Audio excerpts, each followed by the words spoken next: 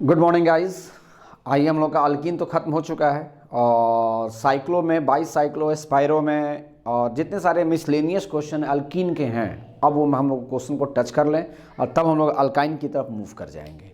तो पहले हम लोग का बनता है कौन सा कि अल्कीन के जितने सारे साइक्लो, बाईस साइक्लो, स्पायरो में कैसे सोचना है उसको हम लोग देख लेते हैं। आइए, तो पहला अगर मान लेंगे कि अगर साइक्लो अल्कीन दिया है तो साइक्लो अल्कीन का मतलब क्या है कि ये बेंजीन आ गया, सॉरी बेंजीन कह रहा हूँ, ये आ गया साइक्लोहेक्सेन, और उसमें अगर ऐसे आ जाएगा तब इसको कैसे सोचेंगे। तो साइक्लो, अब यहाँ से नंबरिंग वहीं से स्टार्ट होगा जहाँ से डबल बॉन्ड जा रहा है, तो ये क्या हो जाएगा 1 2, ऊपर से भी जा सकते हैं नीचे में 1 2 3 4 5 6, इसका मतलब हो जाएगा साइक्लोहेक्स हो जाएगा। और 1 और 2 के बीच में तो लोअर पोजीशन 1 इन, लेकिन बार बार मैं बोलता हूँ 1 लिखने की कोई आवश्यकता नहीं है, तो क्या हो जाएगा साइक्लोहेक्सीन। ये क्या हो जाएगा साइक्लोहेक्सीन। मान लेंगे कि ये मॉलिक्यूल में यहाँ पे हमने क्या किया, यहाँ पे डाल दिया और यहाँ पे हमने इथाइल को डाल दिया, यही ना इथाइल है। तो पहला नियम क्या आता है क्या कि नंबरिंग इधर से कीजिए ताकि इसको भी मिनिमम नंबर प्राप्त हो। ये नहीं कि 1 2 3 4 5 6 ऐसे चले जाएगा, गलत हो जाएगा, आपको इधर से जाना पड़ेगा ताकि इसको कम नंबर प्राप्त हो। तो ये 1 2 3, तो ये आपका हो जाएगा क्या 3 इथाइल और ये क्या हो जाएगा साइक्लोहेक्स, और 1 साइक्लोहेक्सीन हो जाएगा, साइक्लोहेक्सीन हो जाएगा। रुक जाइएगा, कॉल आ रही है, थोड़ा सा मैं इसको पहले नेक्स्ट आइएगा। उसके बाद से हम लोग का आ जाएगा, एक इथाइल लगा देते हैं और एक मिथाइल लगा देते हैं। मान लीजिए कि हमने क्या किया, साइक्लोहेक्स ले लिया, यहाँ पे डबल बॉन्ड लगा दिया, यहाँ पे मिथाइल लगा देंगे और यहाँ पे इथाइल लगा देंगे। तो अब डबल बॉन्ड तो डिसाइड करेगा, पहले डबल बॉन्ड को ही देखना है। अब डबल बॉन्ड को देखेंगे तो ये भी 1 ले सकता है और ये भी 1 ले सकता है। अब प्रश्न है कि सर 1 किसको दें, तो 1 इसको दें कि इसको दें। तो 1 इसको देंगे तो इथाइल को कम नंबर प्राप्त होगा और 1 इसको देंगे तो इथाइल को ज़्यादा नंबर प्राप्त होगा।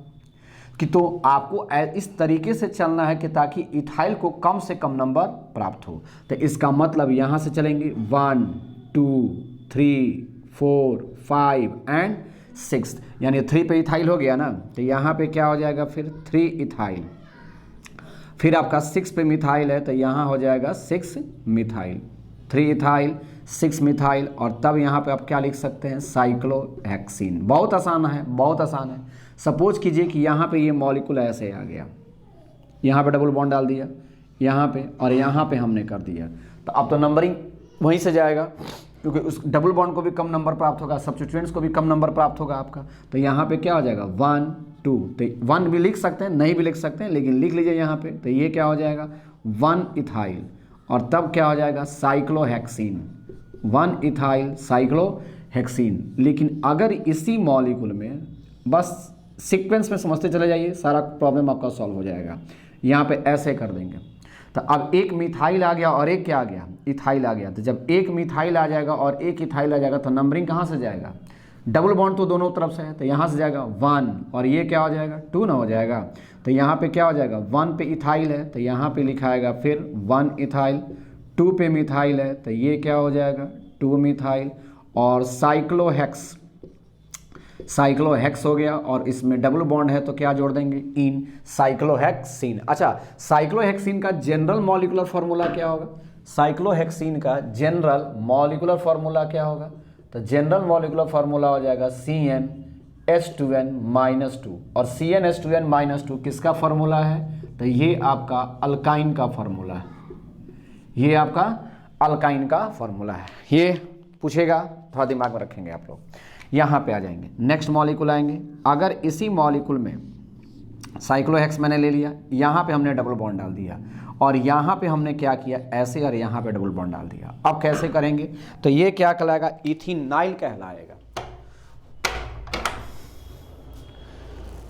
रुक जाइए आप लोग, ये क्या कहलाएगा इथिनाइल कहलाएगा, इथिनाइल कहलाएगा। नहीं बताया था कि ये क्या हो जाएगा, यहाँ पे देखिए याद करें कि CH2, यहाँ से यहाँ पे मैं करता हूँ, जगह मेरी बचेगी। यहाँ पे क्या हो जाएगा फिर CH2 डबल बॉन्ड है यहाँ पे CH2, और दिस इज कॉल्ड क्या कहला था इथिन न कहलाया था ना, ये आपका क्या था इथिन था। और इथिन में से एक हाइड्रोजन को मैंने निकाला था तो इथीन में से एक हाइड्रोजन को निकाला था, तो इसी को हमने क्या बोला था, इथीनाइल कहा था। तो ये 1 हो जाएगा और ये 2 हो जाएगा, तो 1 इथेनाइल हो जाएगा ना, 1 इथेनाइल, 1 पे है तो 1 इथेनाइल साइक्लोहेक्सीन, और यहाँ पे क्या लिखा जाएगा फिर आपका साइक्लोहेक्सीन, 1 इथेनाइल साइक्लोहेक्सीन। बहुत आसान है। नेक्स्ट आएंगे इस मॉलिक्यूल में, अगर हम आएंगे यहाँ पे आ जाएंगे,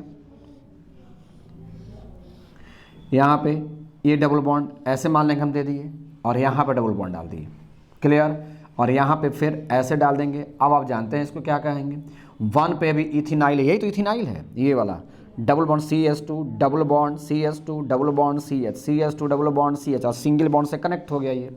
अब यहाँ पे आ गया 1 और 2, तो इसको क्या बोलेंगे, 1,2 डाई इथेनाइल, 1,2 डाई इथेनाइल, और ये क्या हो जाएगा, साइक्लोहेक्सीन। बहुत आसान, साइक्लोहेक्सीन, 1,2 डाई इथेनाइल साइक्लोहेक्सीन।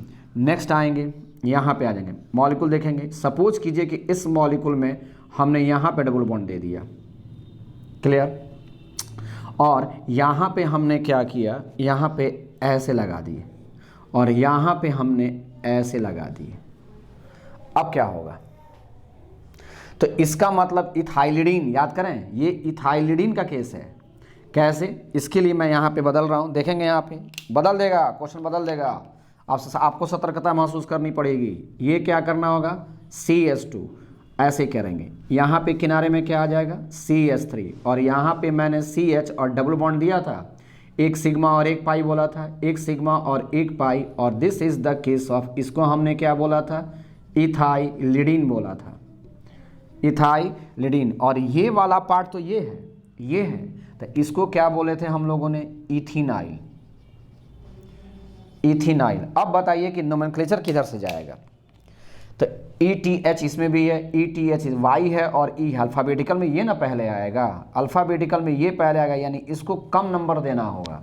तो इसके लिए ये जाएगा 1 2 3 4 5 6 हो गया यहाँ पे, तो देख रहे हैं ना, तो 3 पे क्या है, इथेनाइल, तो इसका नाम हो जाएगा 3 इथेनाइल, 3 इथेनाइल, और ये क्या कहलाएगा, 6 इथाइलिडीन, 6 इथाइलिडीन कहलाएगा, 6 इथाइलिडीन, और ये क्या हो जाएगा, साइक्लोहेक्सीन, साइक्लोहेक्स, और उसमें इन जोड़ देंगे तो क्या हो जाएगा, साइक्लोहेक्सीन। नेक्स्ट आएंगे, आप जानते हैं एक आपका मिथाइलिडीन बताया था, मिथाइलिडीन जगह है, मिथाइलिडीन, यहाँ पे देख लेंगे एक मॉलिक्यूल आ भी जाएगा यहाँ पे अगर ऐसे कर दें, और यहाँ पे हमने क्या किया, डबल बॉन्ड यहाँ पे लगा देते हैं, डबल बॉन्ड, और यहाँ पे हमने CH2 लगा देंगे, डबल बॉन्ड CH2, तो इसका मतलब क्या हो जाएगा, अभी ना मैंने बताया था, याद करें, पिछले क्लास को मैंने याद करवाया था, CH4 मीथेन, CH3 मिथाइल, और एक और निकल जाएगा इसमें, तो CH2, और ऐसे रहेगा एक पाई और से एक सिग्मा रहेगा, तो इसको हम लोगों ने क्या बोला था, मिथाइलिडीन बोले थे, मिथाइलिडीन, पिछले क्लास में मैंने बताई थी आपको, मिथाइलिडीन। तो ये क्या कहलाएगा, मिथाइलिडीन साइक्लोहेक्सेन, मिथाइलिडीन साइक्लोहेक्सेन कहेंगे, तो इसका नाम हो जाएगा मिथाइलिडीन साइक्लोहेक्सेन, मिथाइलिडीन साइक्लोहेक्सेन। लिखिए जल्दी से, कॉपी कीजिए, मिथाइलिडीन साइक्लो। ये वीडियो छोटा होगा आप लोग का, वहाँ पे किनारे में आपका CH2 है, रुक जाइए। नेक्स्ट आइएगा स्पाइरो बाईसाइक्लो, ये सारा हम लोग कंप्लीट कर लें। ये क्या हो जाएगा, बाईसाइक्लो का केस है, ये सिंगल कार्बन कॉमन स्पाइरो का केस है, फिर ये बाईसाइक्लो का केस है, और फिर ये स्पाइरो का केस है। तो आइए हम लोग सारा बना लें, स्पाइरो एंड बाईसाइक्लो। इसमें क्या होगा, आप जानते हैं कि ब्रिजेट से नंबरिंग स्टार्ट होती है, डबल बॉन्ड को नहीं देखना होता है, पहले ब्रिजेट को देखना पड़ता है, उसके बाद डबल बॉन्ड को देखेंगे, और डबल बॉन्ड के साथ जो लॉन्गेस्ट ब्रिज होगा पहले उसमें जाना होता है। इसमें आएंगे तो यहाँ से सॉरी, नंबरिंग तो यहाँ से स्टार्ट होगा, 1 जाएगा ये, नेक्स्ट क्या आ जाएगा, 2 ये होगा ना, ये 2 हो जाएगा, 3 4 5 6।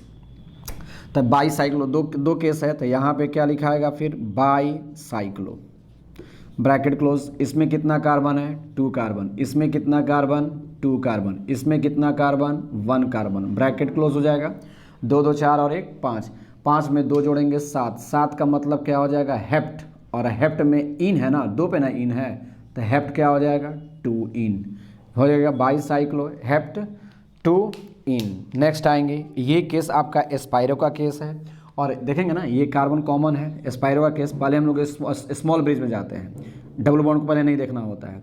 तो इसमें आ जाएंगे, तो इसमें हम लोग क्या लिखेंगे, एस्पायरो।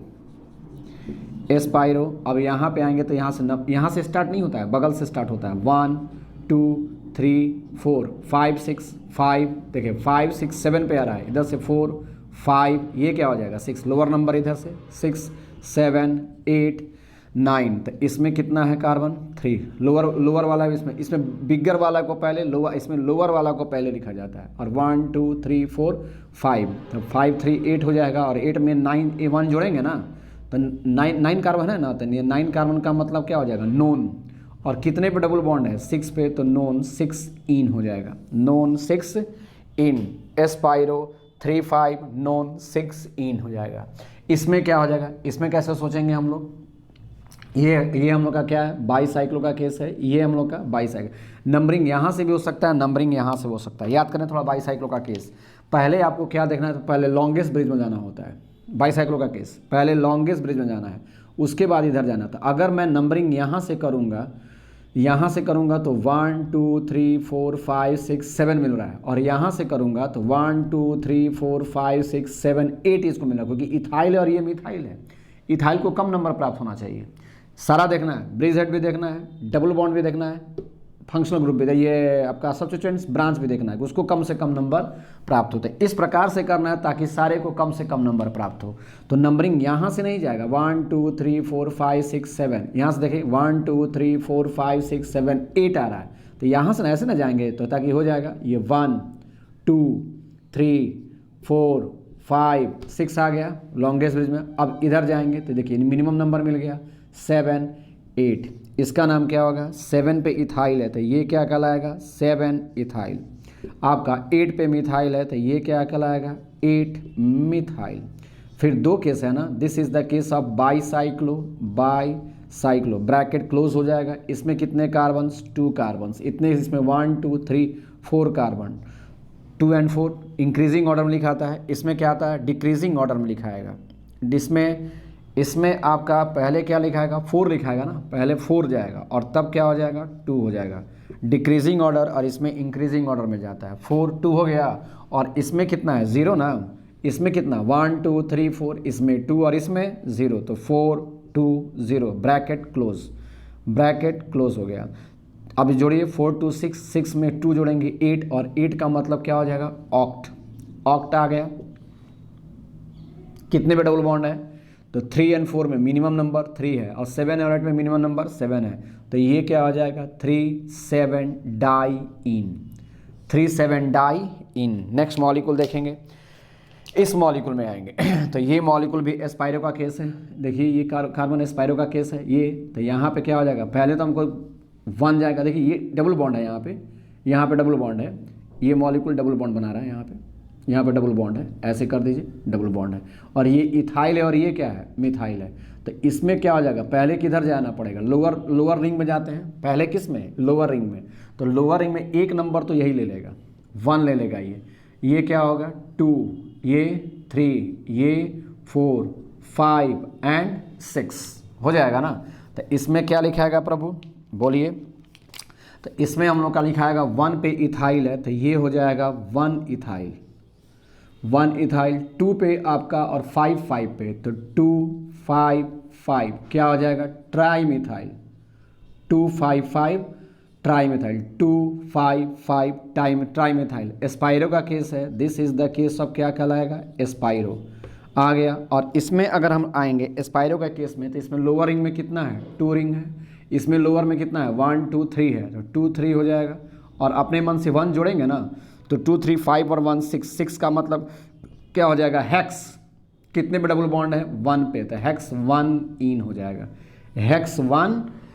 जाएगा, नेक्स्ट देखेंगे, यहाँ पे आप लोग का हो गया कंप्लीट। अब हम लोग चलते हैं एलाइलिक और विनाइलिक कार्बन में। तो पहले इतना लिख लीजिए, फिर हम लोग लिखते हैं कॉपी कीजिए जल्दी, एलाइलिक और विनाइलिक कार्बन आइटम। दिखाई दे रहा है, सब कुछ क्लियर पिक्चर है, हाँ बिल्कुल क्लियर पिक्चर है, जल्दी उतारिए इसको। नेक्स्ट आएंगे हम लोग का आएगा एक और नोमेनक्लेचर है ईजेड नोमेनक्लेचर। आइएगा, इसी से रिलेटेड है भी है, कभी कभी ये पूछ देता है ईजेड नोमेनक्लेचर। ईजेड नोमेनक्लेचर में क्या होता है? ईजेड नोमेनक्लेचर, जेड का मतलब क्या है यहाँ पे? तो देखेंगे ईजेड नोमेनक्लेचर में कुछ नहीं करना है, प्रायोरिटी ऑर्डर लेना होता है, प्रायोरिटी ऑर्डर। तो प्रायोरिटी ऑर्डर इसमें जो चलता है directly proportional to number of, priority order is directly proportional to atomic weight of atom directly attach with carbon carbon double bond. यानी हम लोग लिख सकते हैं atomic weight of atom, atomic weight of atom directly attached with directly attached with carbon carbon double bond. जैसे E का मतलब होता है अपोजिट, ई से एकदम क्लियर, और देखिए वॉवेल है, वो भी वॉवेल है। ई का मतलब क्या होता है? अपोजिट, मतलब group attach with opposite side, group present on opposite side of the, ऐसे लिखिए group present on opposite side of the, opposite side of the carbon carbon double bond, ये रहेगा। और जेड का मतलब होता है जूसामेन, इसको हिंदी में बोलते हैं, इंग्लिश में बोलते हैं जूसामेन, लेकिन इसका मतलब क्या होता है? टुगेदर होता है। इसका मतलब टुगेदर होता है। इसका मतलब क्या हो जाएगा कि हायर प्रायोरिटी या लोअर प्रायोरिटी, इसमें हम लोग लिख सकते हैं कि हायर प्रायोरिटी, हायर प्रायोरिटी और लोअर प्रायोरिटी क्या है मैं बताऊंगा अभी। हायर प्रायोरिटी और lower priority attached around, higher priority और लोअर प्रायोरिटी, या तो हायर प्रायोरिटी या तो lower priority attached on same side, attached on same side, attached on same side of carbon carbon double bond. ये क्या कहना चाह रहे हैं सर? आइए पहले इसको आप लोग लिख लेंगे कि हायर प्रायोरिटी और लोअर प्रायोरिटी में जाएगा। तो हायर प्रायोरिटी कहाँ पर रहेगा? या तो ग्रुप प्रेजेंट ऑन, तो ग्रुप कौन कौन सा ग्रुप इसमें आएगा? तो ग्रुप प्रेजेंट ऑन, तो यहाँ पे मैंने क्लियर नहीं किया है कि ग्रुप प्रेजेंट ऑन, तो ग्रुप कौन कौन सा? एक आएगा आप लोग का हायर प्रायोरिटी, और एलपी का मतलब लिख लेंगे लोअर प्रायोरिटी। हायर प्रायोरिटी और लोअर प्रायोरिटी, हायर प्रायोरिटी और लोअर प्रायोरिटी प्रेजेंट ऑन किस पे? Opposite side of the carbon carbon double bond. जैसे वीडियो स्टॉप कीजिए, लिख लीजिए वीडियो स्टॉप करके, मैं बता रहा हूँ। तो जैसे इसमें देखेंगे, इसमें करना कैसे है ये समझिएगा।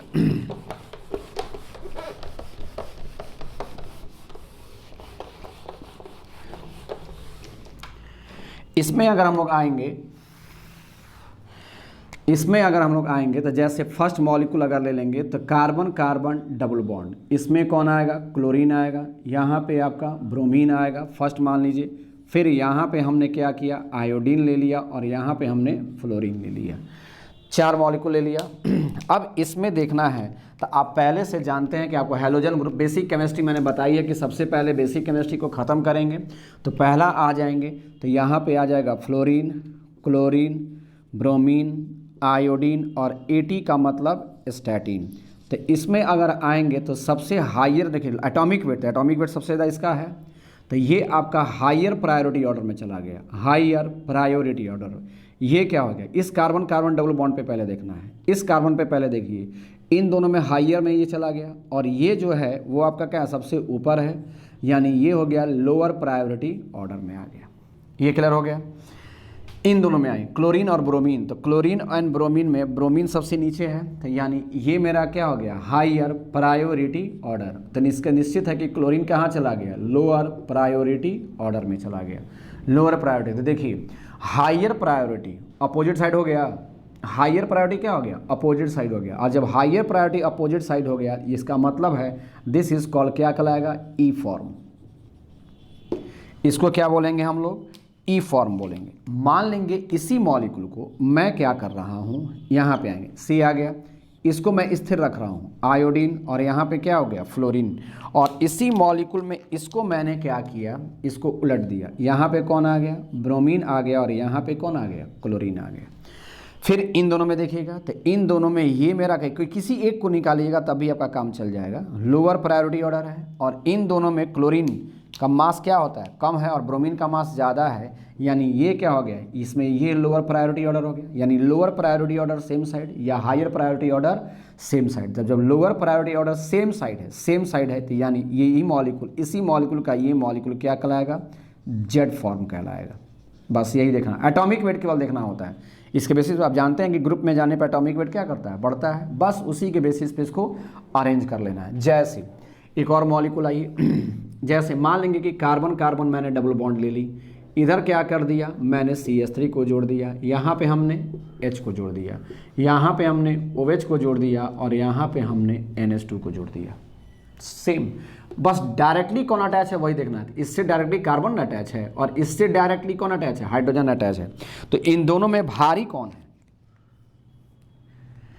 ये ना कार्बन भारी है डायरेक्टली, जो इन एक के साथ को जोड़ने के बाद कार्बन है, यहाँ पे हाइड्रोजन है, तो ये मेरा क्या हो जाएगा, लोअर प्रायोरिटी, हल्का है ये।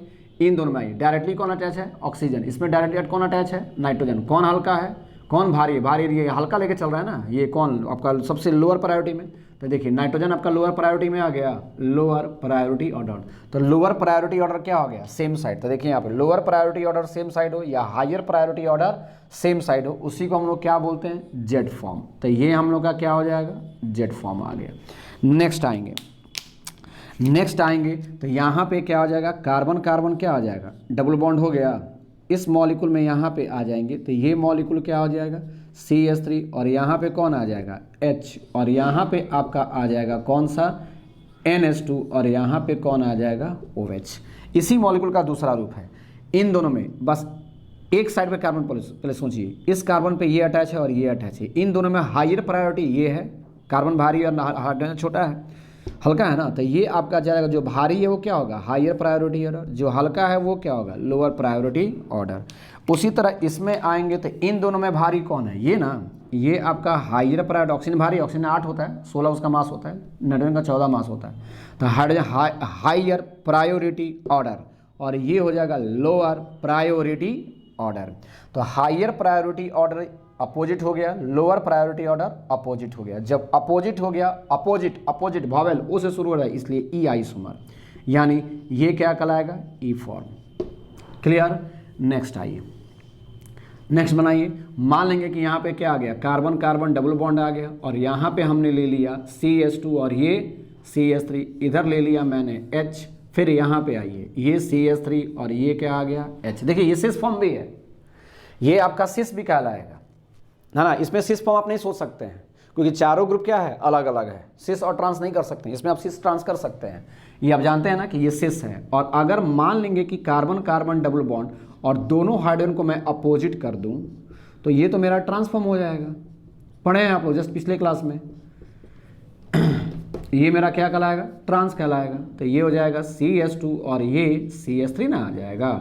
अब आएंगे, सोचिए कैसे, उधर CH2 और CH3, शायद अगर नहीं दिखाई दे रहा होगा तो मैं बोल तो रहा हूँ ना, CH2 और ये क्या है, CH3। देखिए आप इन दोनों में ये लोअर प्रायोरिटी ऑर्डर है, लोअर प्रायोरिटी ऑर्डर, ये आपका क्या है, लोअर प्रायोरिटी ऑर्डर। तो lower priority order same side. तो जब lower priority order same side हो जाएगा, इसका मतलब क्या, हायर प्रायोरिटी। इन दोनों में कार्बन भारी है तो हायर प्रायोरिटी ऑर्डर, इन दोनों में ये भारी है, हायर प्रायोरिटी ऑर्डर। तो इसलिए इसको क्या बोलेंगे हम लोग, जेड फॉर्म। इसमें आइए, इस कार्बन पे पहले फिर सोचिए, हाइड्रोजन है और कार्बन है, कौन भारी है, कार्बन भारी और हाइड्रोजन हल्का है ना, लाइटर एलिमेंट है ये। तो इसका मतलब ये क्या हो जाएगा, लोअर प्रायोरिटी ऑर्डर, ये क्या हो जाएगा, हायर प्रायोरिटी ऑर्डर हो गया। इसमें आ जाएंगे तो ये क्या कहलाएगा, हायर प्रायोरिटी ऑर्डर, और ये आपका हो जाएगा लोअर प्रायोरिटी ऑर्डर। तो लोअर प्रायोरिटी ऑर्डर अपोजिट चला गया, तो जब अपोजिट चला गया, दिस इज कॉल्ड क्या कहलाएगा, ई फॉर्म कहलाएगा। वो आपका जेड फॉर्म कहलाएगा और वो आपका क्या कहलाएगा, ई फॉर्म कहलाएगा। नेक्स्ट मॉलिक्यूल में आ जाइए, मान लेंगे एक और मॉलिक्यूल देख लीजिए, एक और मॉलिक्यूल देख लीजिए। प्रैक्टिस ज़रूरी है, सारे पे बस एक बार नोमेनक्लेचर में सारे में अच्छे से प्रैक्टिस कर लीजिएगा, फिर दोबारा दिखने की आवश्यकता इसको नहीं पड़ेगी। इसमें आएंगे, मान लेंगे कि अगर मॉलिक्यूल में मैंने कार्बन कार्बन डबल बॉन्ड ले लिया और यहाँ पे हमने क्या ले लिया, CH3 ले लिया, यहाँ पे हमने ब्रोमीन ले लिया, सपोज कीजिए थोड़ी देर के लिए, और यहाँ पे हमने क्या किया, OH ले लिया, और यहाँ पे हमने CH2 और CH3 ले लिया। अब बोलिए क्या होगा। अच्छा, ये वाला तो आप जानते हैं ना कि सेम ग्रुप रहेगा तो सेम साइड रहेगा तो इसको क्या बोलेंगे, सिस फॉर्म भी बोलेंगे। पिछले क्लास में हम लोग का हुआ था सिस फॉर्म। और ये क्या रहेगा, अपोजिट रहेगा तो इसको क्या बोलेंगे हम लोग, ट्रांसफॉर्म। सब आइसोमर है, molecular formula same but structure is different. यहाँ पे आएंगे, ये देखेंगे, ये आपका कहाँ चला गया, हायर प्रायोरिटी ऑर्डर, और इन दोनों में कार्बन और ऑक्सीजन में कौन भारी है, ऑक्सीजन भारी है, तो ये भी आपका क्या हो जाएगा, हायर प्रायोरिटी ऑर्डर। तो higher priority order opposite side या lower priority order opposite side. कहेंगे सर यहाँ पे कार्बन में 6, 2, 8 इसको जोड़ेंगे तो बहुत नहीं, जो डायरेक्टली केवल जो एटम अटैच्ड है केवल उसी पर देखना होता है। तो यहाँ पर डायरेक्टली ऑक्सीजन अटैच है, इसमें डायरेक्टली कार्बन अटैच है, तो ये हायर प्रायोरिटी ऑर्डर हो गया ना। तो हायर प्रायोरिटी ऑर्डर अपोजिट है, तो अपोजिट है तो इसीलिए इसको क्या बोलेंगे, ई आइसोमर बोलेंगे। अपोजिट है इसलिए ई आइसोमर कहलाए। ई फॉर्म करने आइसोमर छोड़ दिए, आइसोमर में फिर आएगा, ये कोई चिंता नहीं करना है। तो ये हो जाएगा ई फॉर्म कहलाएगा, ई फॉर्म। और इसी तरह यहाँ पे अगर मैं उलट दूंगा तो यहाँ पे कार्बन कार्बन डबल बॉन्ड, इसमें क्या करता है, यहाँ पे ऊपर में कर देते हैं C2H5 ये वाला, और नीचे में कौन हो जाएगा, OH, और यहाँ पे आ जाएगा ये आपका क्या आ जाएगा, CH3, और यहाँ पे आ जाएगा Br। तो देख रहे हैं ना, यहाँ पे देखेंगे ये और ये देखिए दोनों अपोजिट, हायर प्रायोरिटी ऑर्डर, ये हो गया हायर प्रायोरिटी ऑर्डर, ये भी क्या हो जाएगा, हायर प्रायोरिटी ऑर्डर। तो higher priority order same side, higher priority order same side, higher priority order same side. तो जब सेम साइड हो जाएगा तो इसी को हम लोग क्या बोलेंगे, जेड फॉर्म, जेड फॉर्म बोलेंगे। क्लियर, कॉपी कीजिए। 1, 2, 3, 4 एग्जाम्पल है, आएगा फिर ये आइसोमेरिज्म में फिर आएगा, ये वहाँ पे हम लोग क्लियर और करेंगे। अच्छा, ऊपर नहीं दिखाई दे रहा है, ऊपर आपका CH2, रुक जाइएगा, आपका CH2 एंड CH3 है। यहाँ पे जो आ जाएंगे आप, तो ये मॉलिक्यूल में यहाँ पे CH2 और ये आपका CH3 है, और यहाँ पे जो मैंने लिखा है हायर प्रायोरिटी ऑर्डर लिखे हैं, और यहाँ पर भी आपका यहाँ पे तो शायद दिखाई दे रहा होगा, इसको इसके बारे में लिखे हैं हायर प्रायोरिटी ऑर्डर लिखे हैं। और सब तो क्लियर पिक्चर दिखाई दे रही है, मैं देख लूँ,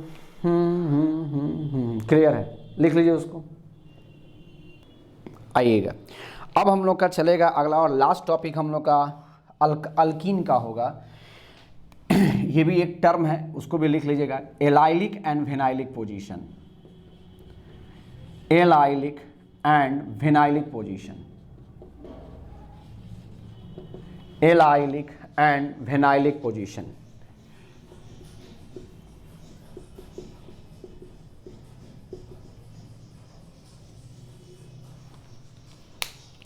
allylic and vinylic position.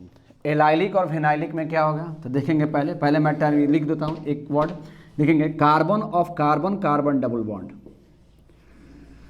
Carbon of carbon carbon double bond, carbon of carbon carbon double bond is called, carbon of carbon carbon double bond is called vinylic carbon, carbon of carbon carbon double bond is called vinylic carbon, where as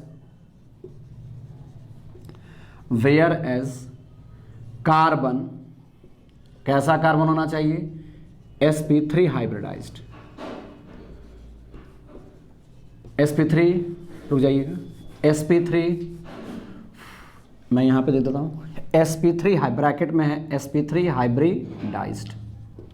नहीं जानते कोई दिक्कत नहीं है, sp3 hybridised भी नहीं जानते तो कोई दिक्कत नहीं है।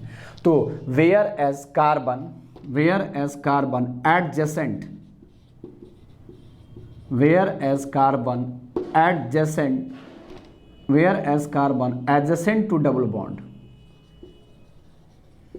adjacent to double bond, whereas carbon adjacent to double bond is called allylic carbon.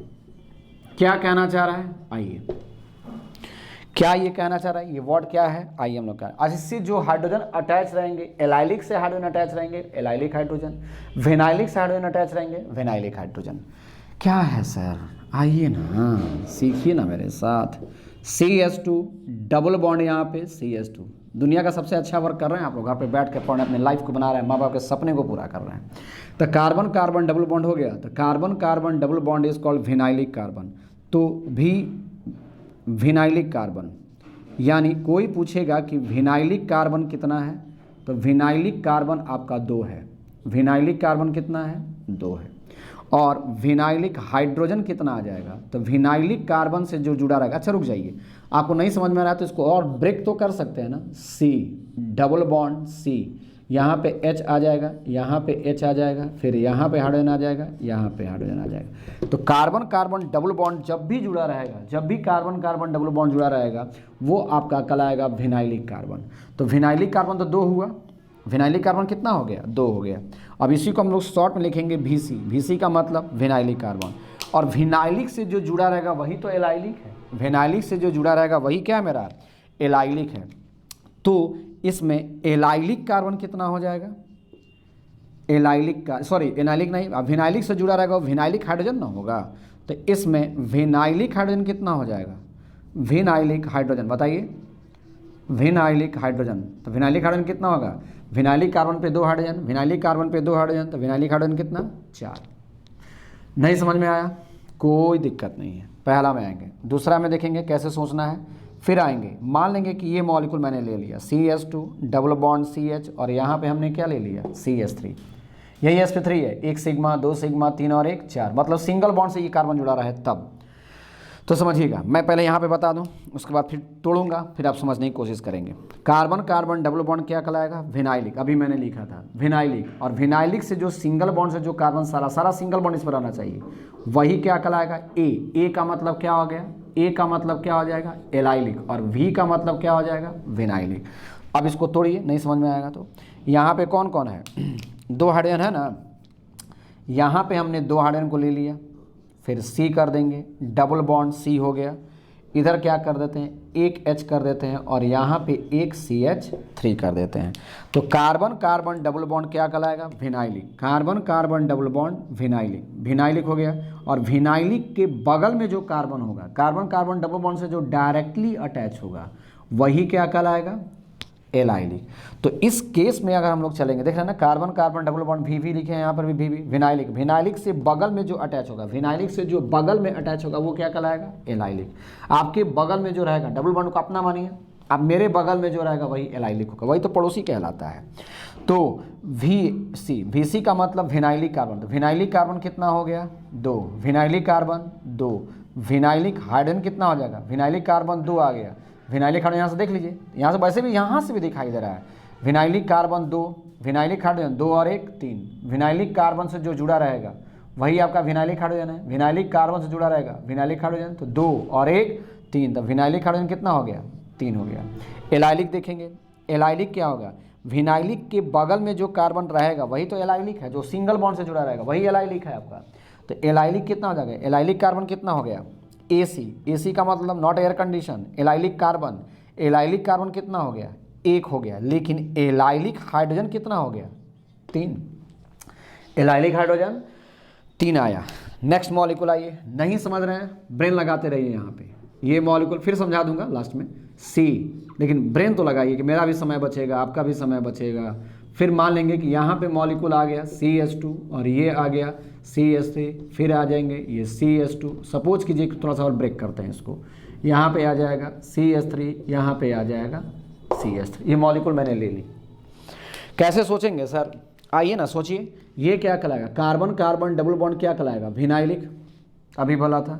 Vinylic से जो बगल में अटैच रहेगा वो क्या कहलाएगा, एलाइलिक, विनाइलिक से बगल में जो अटैच रहेगा उसी को क्या बोलेंगे, एलाइलिक, विनाइलिक के बगल में जो अटैच रहेगा उसको क्या बोलेंगे, एलाइलिक, विनाइलिक के बगल में जो अटैच रहेगा वही क्या है, एलाइलिक। एकदम क्लियर पिक्चर दिखाई दे रही है।